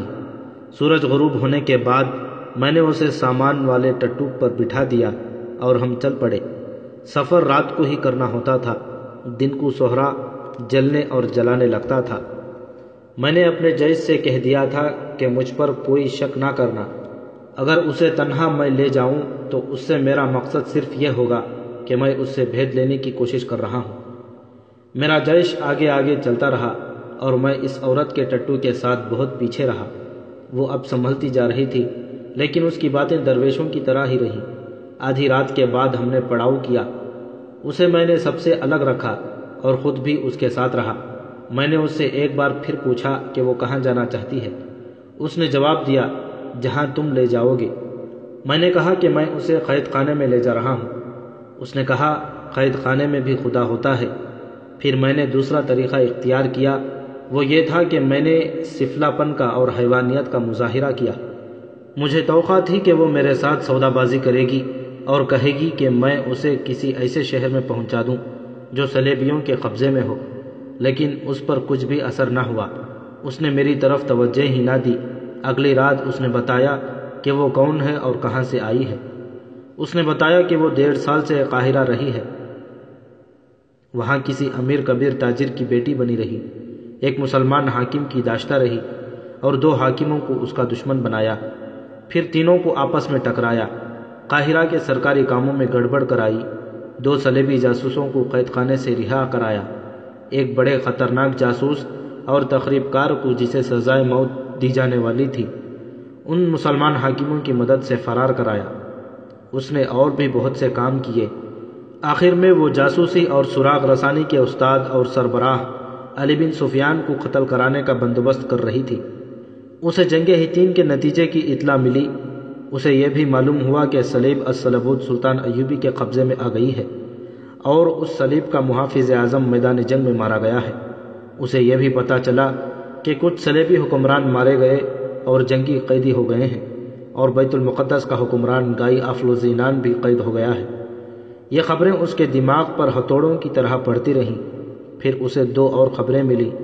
ایک یہ کہ اس کا پیر استاد ہرمن، جو لڑکیوں کو ٹریننگ دے کر مسلمان علاقوں میں بھیجا کرتا تھا، قید ہو گیا ہے اور بیت المقدس پر مسلمانوں کا قبضہ ہو گیا ہے۔ ان خبروں نے اس کا دماغ ہلا ڈالا۔ اسے تربیت دے کر اور تیار کر کے قاہرہ بھیجا گیا تھا، اور گناہوں کی تربیت کہیں لڑکپن کے آغاز میں شروع کی گئی تھی۔ اس کے اندر جذبات کی جگہ فریب اور دھوکہ بھر دیا گیا تھا، لیکن مذہب کے معاملے میں یہ کوری نہیں تھی۔ اسے بتایا گیا تھا کہ اسے صلیب الصلبوت اور یسوع مسیح کی خوشنودی کے لیے تیار کیا جا رہا ہے۔ اسے تربیت کے بعد آخری عشیرے بعد اقرا کے بڑے گرجے میں صلیب الصلبوت کے پادری نے دی تھی، جسے محافظ اعظم کہتے تھے۔ اس نے اسے بتایا تھا کہ صلیب کی حکمرانی ناقابل تسخیر ہے اور اس کا مرکز یروشلم ہے، جس کے قریب حضرت عیسیٰ کو مصلوب کیا گیا تھا۔ اسے بتایا گیا تھا کہ اسلام کوئی مذہب نہیں اور مسلمانوں کو عیسائیت میں لانا یا انہیں قتل کرنا ثواب کا کام ہے، اور یہ کہ جو لڑکیاں صلیب کے نام پر عصمتیں قربان کر رہی ہیں انہیں اگلے جہان بہشت کی حوریں بنایا جائے گا۔ ایسی ہی کچھ اور باتیں تھیں جو اس کے ذہن اور دل پر نقش کر کے عقیدہ بنا دی گئیں، اور وہ گناہوں کو نیکی سمجھتی رہی، فریب کاری اور دھوکہ دہی کو کار ثواب سمجھتی رہی۔ اسے جب پتہ چلا کہ صلیب الصلبوت بھی نہیں رہی، اس کا محافظ اعظم پادری بھی نہیں رہا، اور یسوع مسیح کی حکمرانی کا مرکز یروشلم بھی نہیں رہا، تو اس کے عقیدے ٹوٹ پھوٹ گئے۔ اس نے یہ بھی دیکھا کہ قاہرہ میں جو اس کے مرد ساتھی یعنی صلیبی جاسوس تھے وہ وہاں سے بھاگنے لگے تھے۔ پھر ایک روز وہ اپنے کسی ساتھی کی تلاش میں نکلی تو پتہ چلا کہ وہ غائب ہے۔ اسے ایک اور ساتھی ملا۔ اس نے اسے کہا کہ ہماری مدد کرنے والا کوئی نہیں، مسلمان ہو کر کسی سے شادی کر لو یا یہاں سے بھاگ جاؤ۔ اب تو اس پر دیوانگی طاری ہونے لگی۔ اس نے اپنی اس سہیلی کو ساتھ لیا، اپنے چاہنے والے ایک حکمران حاکم سے 2 گھوڑے شوقیہ سواری اور سیر سپاٹے کے لیے، اور دونوں شام کے وقت نکلیں۔ اندھیرا گہرا ہوا تو شہر سے نکل آئیں۔ انہوں نے کھانے اور پانی کا کچھ انتظام کر رکھا تھا، مگر انہیں صحرا کے سفر کی ذرا سی بھی سوجھ بوجھ نہیں تھی، نہ انہیں اپنی منزل کا کچھ پتہ تھا۔ انہیں امید تھی کہ راستے میں انہیں صلیبی فوج کا کوئی دستہ مل جائے گا۔ ان کی بدقسمتی اور بہت بڑی حماقت تھی کہ راستے کے متعلق کچھ بھی نہ جانتے ہوئے چل پڑی۔ رات تو گزر گئی۔ انہوں نے گھوڑے سرپٹ دوڑائے تھے۔ دوسرے دن جب سورج اوپر آ کر صحرا کو جلانے لگا تو گھوڑے تھکن اور پیاس سے بے حال ہونے لگے۔ ان لڑکیوں کا اپنا حال بہت برا ہونے لگا۔ انہیں صحرا میں پانی اور سبزہ زار کے سراب نظر آنے لگے، اور وہ ان کے پیچھے گھوڑے دوڑانے لگیں۔ اس روز تو گھوڑوں نے کچھ ساتھ دیا، مگر دوسرے دن بھی انہیں کچھ کھانے کو اور پانی نہ ملا تو دونوں گھوڑے پہلے رکے، پھر گرے اور کبھی نہ اٹھے۔ اس کے بعد جو ان دونوں کا سفر شروع ہوا اسے احتشام دوست تم اچھی طرح سمجھ سکتے ہو۔ تم جانتے ہو کہ ظالم صحرا اس قسم کے مسافروں کو کس انجام تک پہنچایا کرتا ہے۔ اس لڑکی نے اپنی زبان سے مجھے بتایا کہ میں نے جو دھوکے لوگوں کو دیے تھے اس سے زیادہ ظالمانہ دھوکے مجھے صحرا نے دیے۔ میں نے صحرا میں ندیاں بہتی دیکھیں، ان کے قریب گئیں تو وہ دور ہٹتی گئیں، ہم دونوں ان کے پیچھے بھاگتی رہیں۔ میں نے نخلستان دیکھے، گلستان دیکھے، اور میں نے صحرا میں بحری جہاز اور بادبانی کشتیاں تیرتی دیکھیں۔ ہم ہاتھ اوپر کر کے ہلاتی، چلاتی اور ان کے پیچھے دوڑتی رہیں۔ بعض جگہوں پر ہمیں پانی بھی مل گیا۔ ہم نے ایسی ہر جگہ کئی دن گزارے۔ لڑکی نے مجھے بتایا کہ صحرا میں ان کا وہ وجود مر گیا جس نے قاہرہ کے حاکموں پر جادو کر رکھا تھا۔ اسے ہمارے خدا کا خیال آ گیا، اور اس کے اندر یہ احساس کانٹے کی طرح چبھنے لگا کہ صلیب الصلبوت کے محافظ اعظم نے اسے دھوکہ دیا ہے، اور اب وہ دوسروں کے گناہوں کی سزا بھگت رہی ہے۔ اس پر یہ حقیقت کھلی کہ اپنی عصمت پیش کر کے کسی کو دھوکہ دینا ثواب کا کام نہیں ہوتا۔ اسے یہ خیال بھی آیا کہ مسلمان اپنی لڑکیوں کو اس طرح استعمال نہیں کرتے۔ ایک روز صحرا میں اسے یہ احساس بھی ہوا جیسے وہ اور اس کی سہیلی مر چکی ہیں اور وہ دوزخ میں پھینک دی گئی ہیں، یا وہ بدروحیں بن چکی ہیں اور دوزخ کی طرح جلتے ہوئے میدان میں بھٹک رہی ہیں۔ ایک رات اس نے اپنی سہیلی سے کہا کہ وہ اپنے عقیدے سے دل برداشتہ ہو گئی ہے اور اب وہ مسلمانوں کے خدا کو پکارے گی۔ دونوں کے ہونٹ اور زبانیں لکڑی کی طرح ہو گئی تھیں، حلق میں کانٹے چبھ رہے تھے اور بڑی مشکل سے بات کرتی تھیں۔ اس کی سہیلی نے بہت برا منایا کہ وہ اپنے عقیدے سے منحرف ہو رہی ہے اور اپنے دشمن کے عقیدے کو اپنانا چاہتی ہے۔ اس نے اس کی نہ سنی۔ اس کی جب سہیلی سو گئی تو یہ اس سے کچھ دور چلی گئی۔ اس نے سجدے کیے اور ہاتھ اٹھا اٹھا کر خدا کو پکارتی اور گناہوں کی بخشش مانگتی رہی۔ وہ ساری رات روتی رہی، سجدے کے سوا عبادت کا اسے کوئی طریقہ یاد نہیں آتا تھا۔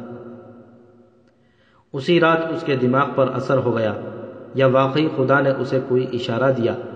یہ کہتی ہے کہ اسے اپنے سامنے دھوئے کی طرح ایک باریش انسان کھڑا نظر آیا۔ اس نے کہا، اگر تو نے دل سے توبہ کی ہے تو اس ریگستان میں جہاں سے انسانوں کا گزر نہیں ہوا کرتا، وہ انسان آئیں گے جن کے خدا کو تو نے پکارا ہے۔ تو یہاں سے زندہ نکل جائے گی۔ اسے یاد نہیں کہ اس سے کتنی مدت بعد میں اپنے جیش کے ساتھ وہاں سے گزرا۔ اسے زندہ دیکھا اور اس کی سہیلی مر چکی تھی۔ تم جانتے ہو کہ یہ برہنہ کیوں تھی؟ صحرا کا بھٹکا ہوا مسافر جب جلنے لگتا ہے تو پہلے اپنا سامان پھینکتا ہے، پھر اپنے جسم سے ایک ایک کپڑا اتارتا اور پھینکتا جاتا ہے۔ یہ کام وہ نیم بے ہوشی کی حالت میں کرتا اور چلتا رہتا ہے حتیٰ کہ وہ کہیں گر پڑتا ہے۔ اس لڑکی کو یاد نہیں کہ اس نے اور اس کی سہیلی نے کپڑے کب اور کہاں اتار پھینکے تھے۔ ہم 10-12 روز بعد بیت المقدس پہنچے۔ اس کی صحت بحال ہو گئی تھی، اس کی خوبصورتی نکھر آئی تھی، لیکن یہ باتیں مجذوبوں کی طرح کرتی رہی۔ اگر یہ ایسی باتیں تمہارے ساتھ کرتی تو تم بھی اس سے متاثر ہو جاتے۔ اس نے بار بار کہا، بیت المقدس پر اب صلیبیوں کا قبضہ نہیں ہو سکتا، خدا انہیں راستے میں غرق کرے گا۔ وہ اسی طرح کی پیشن گوئیاں کرتی رہی۔ رات کو اس کی عبادت شروع ہوتی تھی۔ طریقہ یہی تھا کہ سجدے کرتی، روتی اور دعا مانگتی تھی۔ اب یہ جن کے گھر رہتی ہے انہیں میں بہت عرصے سے جانتا ہوں۔ یہ عالم فاضل بزرگ ہیں، میں ان کا معتقد ہوں۔ میں نے اسے ان کے حوالے کر دیا۔ العاص یہ باتیں سنا رہا تھا اور یہ بزرگ نماز پڑھ کر آ گیا۔ اس نے احتشام سے کہا، یہ ضروری نہیں کہ خدا سے یہ فضیلت اسی کو عطا ہوتی ہے جس کے پاس علم و فضل ہوتا ہے۔ معلوم نہیں کس وقت کیسی فریاد اس کے سینے سے نکلی جو خدا نے سن لی اور اس لڑکی کو یہ مقام عطا کر دیا۔ یہ مجذوب ہے۔ میرا تجربہ کہتا ہے کہ یہ پاگل نہیں اور یہ دھوکہ بھی نہیں دے رہی۔ اس نے اپنی خواہش پر اسلام قبول کر لیا ہے۔ میں نے اسے نماز پڑھانے اور سکھانے کی بہت کوشش کی ہے، لیکن اس کی عبادت کا اپنا ہی طریقہ ہے۔ خدا اور رسول صلی اللہ علیہ وسلم کو مانتی ہے اور جب بولتی ہے تو پتہ چلتا ہے کہ اسے غیب سے کوئی اشارہ ملا ہو۔ یہ مسجد اقصی میں جاتی رہتی ہے؟ احتشام نے پوچھا۔ نہیں، بزرگ نے کہا، رات کو پہلی بار مسجد میں گئی ہے۔ العاص صبح آیا تو میں نے اسے بتایا کہ وہ مسجد میں چلی گئی ہے۔ العاص اس کے پیچھے چلا گیا اور وہ اسے شاید راستے میں مل گئی۔ یہیں سے شک پیدا ہوتا ہے کہ یہ اسی رات مسجد میں کیوں گئی جس رات سلطان مسجد میں موجود تھے۔ میں اس کا جواب نہیں دے سکتا، بزرگ نے کہا۔ احتشام نے کہا کہ میرا فرض ہے کہ میں لڑکی کو حسن بن عبداللہ کے پاس لے جاؤں۔ یہ اس کی مرضی ہے کہ اسے آپ کے حوالے کر دے یا سلطان کے پاس لے جائے۔ لڑکی کو جب بتایا گیا کہ اسے احتشام کے ساتھ جانا پڑے گا تو وہ خاموشی سے اس کے ساتھ چل پڑی۔ العاص بھی ساتھ گیا۔ حسن بن عبداللہ نے اس کی کہانی العاص اور احتشام سے سن کر لڑکی سے کچھ باتیں پوچھیں تو اس نے یہی جواب دیا، اب تو سمندر سے آئے ہوئے بیڑے تمہارا کچھ نہیں بگاڑ سکیں گے، مجھ سے کیوں ڈرتے ہو؟ مجھے اپنے سلطان کے پاس لے چلو۔ اس نے رات کو جو دعا کی تھی وہ خدا نے قبول کر لی ہے۔ بہت کوشش کے باوجود اس نے کچھ نہ بتایا تو اس کے متعلق سلطان ایوبی کو اطلاع دی گئی۔ سلطان کو اسی روز اقرا جانا تھا۔ اس نے کہا کہ لڑکی کو لے آؤ۔ لڑکی سلطان ایوبی کے سامنے گئی تو دو زانو ہو کر سلطان کا دایاں ہاتھ چوما، پھر اٹھی اور سلطان ایوبی کی آنکھوں میں قریب ہو کر دیکھا۔ اس نے اپنے آپ سے باتیں کرتے ہوئے لہجے میں کہا، ان آنکھوں سے رات سجدے میں آنسو گرے تھے، مجھے تمہارے دشمن کے جہاز ان آنسوؤں میں ڈوبتے نظر آ رہے ہیں۔ بیت المقدس کی دیواروں تک کوئی نہیں پہنچ سکے گا، خون کا سمندر بہہ جائے گا، وہ راستے میں مر جائیں گے، وہ تباہ ہو رہے ہیں۔ آنسو جو خدا کے حضور سجدے میں بہتے ہیں انہیں فرشتے موتی سمجھ کر اٹھا لیتے ہیں۔ خدا ان موتیوں کو ضائع نہیں کرتا۔ نیت صاف ہو تو راستے صاف ملتے ہیں۔ بہت کوشش کی گئی کہ لڑکی کو اس کے اصلی روپ میں لایا جائے، لیکن وہ ایسی باتیں کرتی رہی جیسے اسے آنے والا وقت نظر آ رہا ہو۔ اسے آخر مجذوب سمجھ کر اسی بزرگ کے حوالے کر دیا گیا اور اسے ہدایت دی گئی کہ وہ اس پر نظر رکھے۔ سلطان صلاح الدین ایوبی نے مسجد اقصیٰ میں خدا کے حضور جو آنسو بہائے تھے وہ فرشتوں نے موتی سمجھ کر اٹھا لیے۔ سب سے پہلے اسے یہ اطلاع ملی کہ جرمنی کا شہنشاہ فریڈرک مر گیا ہے۔ اس سے چند دن بعد ایک صلیبی حکمران کاؤنٹ ہنری کے مرنے کی اطلاع ملی۔ یہ بھی صلیبی فوج کا ایک اتحادی تھا اور بیت المقدس کو مسلمانوں کے قبضے سے چھڑانے آیا تھا۔ قاضی بہاؤالدین شداد نے اپنی یادداشتوں میں لکھا ہے کہ کاؤنٹ ہنری کی موت کو صلیبیوں نے ظاہر نہیں ہونے دیا۔ اس کا انکشاف اس طرح ہوا کہ سلطان ایوبی کے بحری چھاپہ ماروں نے صلیبیوں کی 2 جنگی کشتیاں پکڑی جو فلسطین کے ساحل سے کچھ دور سے گزر رہی تھیں۔ ان میں 50 صلیبی بحری سپاہی تھے، انہیں قیدی بنا لیا گیا۔ اس سے اگلے روز صلیبیوں کی ایک بڑی کشتی پکڑی گئی، اس میں ایک کوٹ تھا جس پر ہیرے جواہرات لگے ہوئے تھے، یہ کسی شاہ کا کوٹ ہو سکتا تھا۔ صلیبی قیدیوں نے بتایا کہ یہ کاؤنٹ ہنری کا کوٹ ہے اور وہ مر گیا ہے۔ اس کشتی میں ایک قیدی اور بھی تھا جو بحری کمانڈر معلوم ہوتا تھا، اس کے متعلق انکشاف ہوا کہ کاؤنٹ ہنری کا بھانجا ہے۔ ان سب کو جنگی قید میں ڈال دیا گیا۔ کاؤنٹ ہنری کی موت کے متعلق 3 مختلف روایتیں ہیں۔ ایک یہ کہ وہ دریا میں ڈوب گیا تھا۔ مسلمان مورخ لکھتے ہیں کہ صرف 1 گز گہرے پانی میں گرا اور مر گیا۔ ایک روایت یہ ہے کہ وہ دریا میں نہانے اترا تو بیمار پڑ گیا اور مر گیا۔ سلطان ایوبی جس کے متعلق سب سے زیادہ سنجیدہ بلکہ متفکر تھا، وہ انگلستان کا جنگجو بادشاہ رچرڈ تھا جو بلیک پرنس سیاہ شہزادے کے نام سے مشہور تھا اور اسے شیر دل رچرڈ بھی کہا جاتا تھا۔ وہ جنگ کا ماہر تھا، ذاتی طور پر بہت دلیر، اور اسے قدرت نے یہ وصف عطا کیا تھا کہ اس کا قد لمبا اور بازو بھی لمبے تھے۔ اس سے اسے یہ فائدہ حاصل تھا کہ اس کی تلوار دشمن تک پہنچ جاتی تھی، مگر دشمن کی تلوار اس تک مشکل سے ہی پہنچتی تھی۔ صلیبی دنیا میں سب کی نظریں اسی پر لگی ہوئی تھی۔ اس کی جنگی قوت بھی زیادہ تھی اور اس کی بحری جنگی قوت اس وقت دنیا کی سب سے زیادہ طاقتور تھی۔ سلطان ایوبی کو یہی خطرہ نظر آ رہا تھا۔ آپ نے اس سلسلے کی کہانیوں میں سلطان ایوبی کے ایک امیر البحر حسام الدین لؤلؤ کا نام پڑھا ہوگا۔ رئیس البحرین عبد المحسن تھا۔ سلطان ایوبی کو جب یہ اطلاع ملی کہ رچرڈ اپنے بحری بیڑے کے ساتھ آ رہا ہے تو اس نے المحسن کو یہ حکم بھیجا کہ وہ رچرڈ کے بیڑے کے سامنے نہ آئے اور اپنے جہاز بکھیر کر رکھے۔ حسام الدین لؤلؤ کو اس نے چند ایک جہازوں اور جنگی کشتیوں کے ساتھ اسقلان بلا لیا تھا اور اسے کہا تھا کہ دشمن کے جہازوں پر نظر رکھے، لیکن آمنے سامنے کی ٹکر نہ لے، اس کے بجائے بحری چھاپہ ماروں کو دشمن کے اکیلے دھکیلے جہازوں کو تباہ کرنے کے لیے استعمال کرے۔ سلطان ایوبی نے دیکھ لیا تھا کہ سمندر میں بھی اسے چھاپہ مار جنگ لڑنی پڑے گی۔ یہ وہ دن تھے جو سلطان ایوبی کے لیے بڑے ہی اذیت ناک تھے۔ وہ رات کو سوتا بھی نہیں تھا۔ اس نے اپنی مجلس مشاورت میں کہا کہ ہمیں ایک ساحلی شہر قربان کرنا پڑے گا اور وہ اقرا ہی ہو سکتا ہے۔ میں دشمن کو یہ تاثر دینا چاہتا ہوں کہ جو کچھ ہے اقرا میں ہے، اور اگر اقرا لے لیا گیا تو مسلمانوں کی کمر ٹوٹ جائے گی، پھر بیت المقدس کو مسلمانوں کے قبضے سے چھڑانا آسان ہو جائے گا۔ سلطان ایوبی نے مجلس مشاورت کو بتایا کہ وہ دشمن کو اقرا میں لانے میں کامیاب ہو گیا تو دشمن اقرا کی دیواروں کے ساتھ ہی سر پٹکتا رہے گا۔ مجلس مشاورت نے اسے اجازت دے دی کہ جس طرح وہ مناسب اور سود مند سمجھتا ہے کرے۔ اس حقیقت سے انکار نہیں کیا جا سکتا کہ بیت المقدس اور ارض مقدس کو سلطان ایوبی کے وہ آنسو ہی بچا سکتے تھے جو اس نے مسجد اقصیٰ میں بہائے تھے۔ اور وہ دعائیں بچا سکتی تھیں جو اس نے اس رات مسجد اقصی میں سجدے میں گر کر مانگی تھیں۔ دعائیں اس لڑکی نے بھی مسجد اقصی میں ہی مانگی تھیں، جس سے سلطان ایوبی کی آنکھوں میں جھانک کر کہا تھا، تمہارے دشمن کے جہاز تمہارے آنسوؤں میں ڈوبتے نظر آ رہے ہیں۔ یہ تو کوئی مورخ نہیں بتا سکتا کہ اس رات سلطان ایوبی نے خدائے ذوالجلال سے کیا کیا باتیں کی تھیں۔ البتہ یہ حقیقت ہر مورخ نے بیان کی ہے کہ رچرڈ کا وہ بحری بیڑا، جس سے ایوبی جیسا مرد خدا بھی خوف زدہ تھا، انگلستان سے روانہ ہوا تو بحر روم میں داخل ہوتے ہی ایک خوفناک طوفان کی لپیٹ میں آ گیا۔ تمام جہاز بکھر گئے۔ ایک اندازے کے مطابق اس بیڑے میں 520 چھوٹے جہاز تھے، اس میں چند ایک بڑے جنگی جہاز تھے۔ یہ سب فوج، گھوڑوں، رسد اور ساز و سامان سے بھرے ہوئے تھے۔ طوفان میں بیڑا ایسا بکھرا کہ رچرڈ کو اپنی جان کے لالے پڑ گئے۔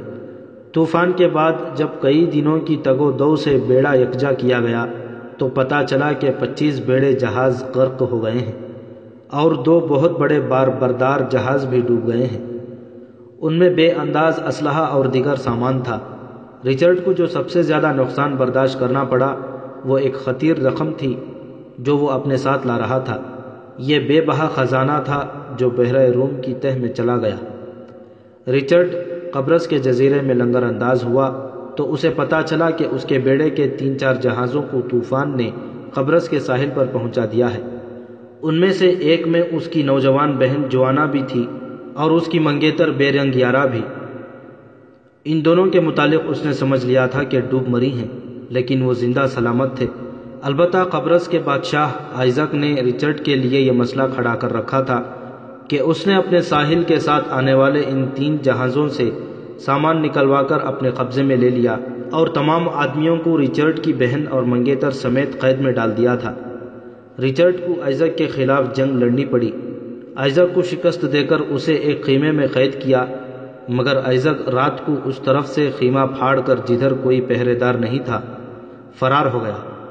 رچرڈ 15-20 روز اسے جزیرے میں ڈھونڈتا پھرا، آخر وہ اسے مل گیا۔ رچرڈ نے اس کا گھوڑا لے لیا۔ یہ غیر معمولی طور پر تیز رفتار گھوڑا تھا۔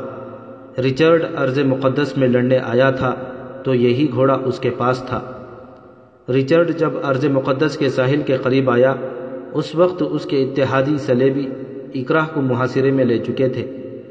سب سے پہلے جس کی فوج نے محاصرہ کیا وہ گائی آف لوزینان تھا، جسے ملکہ سبیلا نے اس عہد نامے پر رہا کرایا تھا کہ وہ سلطان ایوبی کے خلاف نہیں لڑے گا۔ اس کے ساتھ فرانس کے بادشاہ فلپ اگسٹس کی فوج آ ملی اور محاصرہ مستحکم ہو گیا۔ شہر کے اندر مسلمان فوجوں کی تعداد 10,000 تھی اور رسد کم و بیش 1 سال کے لیے کافی تھی۔ محاصرہ 13 اگست 1179 عیسوی کے روز شروع ہوا۔ اکرا کے شہر کے محل وقوع کو سمجھنا ضروری ہے۔ اس کے ایک طرف 7 شکل کی دیوار تھی اور 3 اطراف کو سمندر تھا۔ سمندر میں صلیبیوں کا بحری بیڑا موجود تھا۔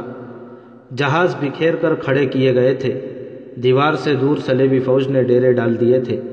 اس طرح خشکی کے تمام راستے بند ہو گئے تھے۔ سلطان ایوبی شہر کے اندر نہیں باہر تھا۔ اس نے اپنے جاسوسوں کے ذریعے اور اپنی نقل و حرکت کی جھلک دکھا کر دشمن کو اکرا میں گھسیٹ لیا تھا۔ صلیبیوں نے جب اس کا محاصرہ کیا اس وقت انہیں یہی بتایا گیا تھا کہ سلطان ایوبی شہر میں ہے، مگر جب انہوں نے تمام فوج محاصرے میں لگا دی تو اس کے ایک حصے پر عقب سے حملہ ہوا۔ تب انہیں پتہ چلا کہ سلطان ایوبی باہر ہے اور اس نے اس صلیبی فوج کو محاصرے میں لے لیا ہے جس نے اکرا کو محاصرے میں لے رکھا تھا۔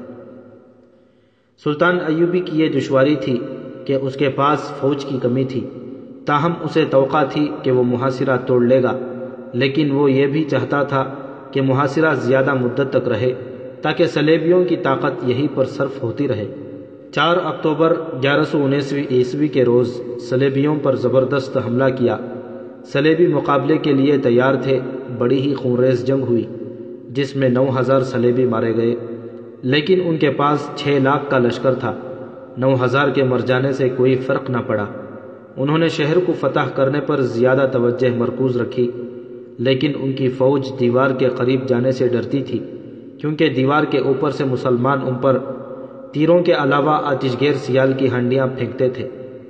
صلیبیوں نے دیوار کے قریب پہنچنے، شہر کے اندر پتھر اور آگ برسانے اور دیوار پھلانگنے کا یہ طریقہ اختیار کیا کہ بہت اونچے دبابے برج تیار کیے جو لکڑی کے بنے ہوئے تھے۔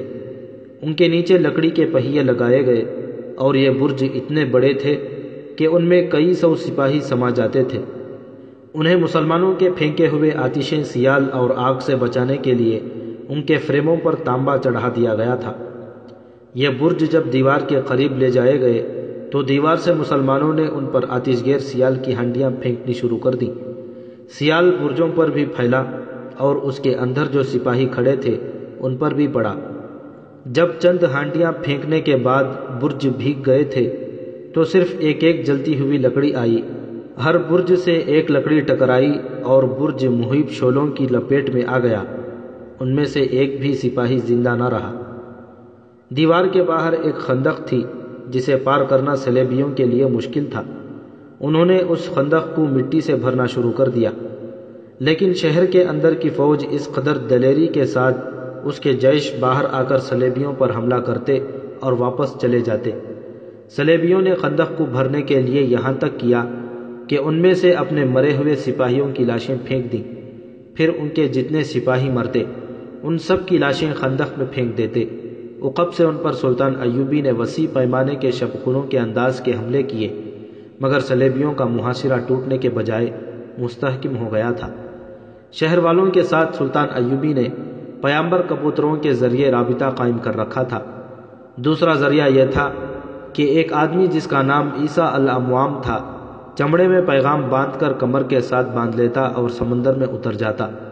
وہ رات کو یہ کام کرتا تھا۔ وہ دشمن کے لنگر انداز جہازوں کے نیچے سے گزر آیا کرتا تھا۔ وہ پیغام لاتا اور لے جاتا تھا۔ ایک رات وہ اسی طرح آیا۔ اسے شہر میں لے جانے کے لیے سونے کی 1000 سکوں سے بھری ہوئی تھیلی اور تحریری پیغام دیے گئے۔ قاضی بہاؤالدین شداد لکھتا ہے، وہ جب خیریت سے شہر میں داخل ہو جایا کرتا تھا تو ایک کبوتر اڑا دیتا تھا جو ہمارے پاس آ جاتا تھا۔ اس سے ہم سمجھ لیتے تھے کہ عیسیٰ خیریت سے پہنچ گیا ہے۔ ہم اس کے کبوتر کو واپس اڑا دیتے تھے۔ جس رات وہ 1000 سونے کے سکے لے کر گیا، اس سے اگلے دن اس کا کبوتر نہ آیا۔ ہم سمجھ گئے کہ وہ پکڑا گیا ہے۔ کئی روز بعد شہر سے اطلاع ملی کہ عیسیٰ کی لاش اقرا کے ساحل کے ساتھ تیرتی ہوئی ملی تھی۔ سونے کے سکے اس کے جسم کے ساتھ بندھے ہوئے تھے۔ لاش کی حالت بہت بری تھی۔ وہ سونے کے وزن سے تیر نہ سکا اور ڈوب گیا۔ اقرا کا حاکم میر فراپوش تھا اور سپہ سالار علی ابن احمد مشتوب تھا۔ وہ بار بار سلطان ایوبی کو یہی پیغام بھیجتے تھے کہ وہ ہتھیار نہیں ڈالیں گے، لیکن باہر سے صلیبیوں پر حملے جاری رکھے جائیں اور کسی نہ کسی طرح شہر میں فوج اور اسلحہ اور رسد پہنچائی جائے۔ یہی سلطان ایوبی کے سامنے ایک پیچیدہ مسئلہ تھا کہ شہر تک مدد کس طرح پہنچائی جائے۔ اس کی اپنی حالت یہ تھی کہ بخار سے اس کا جسم جل رہا تھا۔ اس کی ایک وجہ شب بیداری، دوسری وجہ اعصاب پر بوجھ اور تیسری وجہ یہ کہ وہاں لاشوں کے انبار لگے ہوئے تھے۔ گلی سڑی لاشوں کی اتنی زیادہ بدبو تھی کہ وہاں ٹھہرا نہیں جا سکتا تھا۔ بدبو نے سلطان ایوبی کی بیماری میں اضافہ کیا۔ 3-4 روز تو وہ اٹھ بھی نہ سکا۔ اسے اقرا ہاتھ سے جاتا نظر آ رہا تھا۔